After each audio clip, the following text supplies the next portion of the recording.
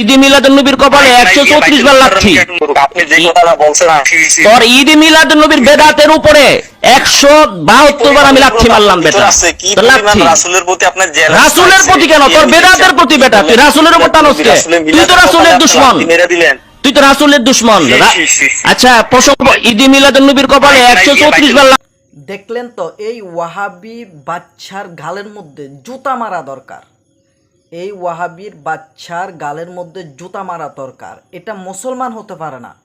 যেটাই হোক না কেন, ঈদে মিলাদুন্নবী সাল্লাল্লাহু আলাইহি সাল্লাম বেদাত হোক, হারাম হোক, নাজায়েজ হোক, কিন্তু এর দ্বারা মূল উদ্দেশ্য হচ্ছে রসুলের জন্ম বৃত্তান্ত আলোচনা, রসুলের জন্ম। আর এ নাকি বলতেছে নবীর জন্ম বৃত্তান্ত, ঈদে মিলাদুন্নবীর উপর নাকি সে 172 বার লাথি মারে। আসলে এর জন্ম দোষ আছে। যদি এর জন্ম দোষ না থাকতো তাহলে সে বুঝে যে এটা দ্বারা ঈদে মিলাদুন্নবী মানে নবীর জন্ম বৃত্তান্ত আলোচনা। সে এটা বুঝার পরও এটা হারাম হোক নাজায়েজ হোক, তবুও কিন্তু সেই ধরনের ভাষা ব্যবহার করতে পারে না, যেহেতু এটা রসুলের শানে একটা ভালো কাজ। এটা কোনো হারাম কাজ না। তো এর গালে জুতা মারা দরকার ওয়াহাবির বাচ্চার।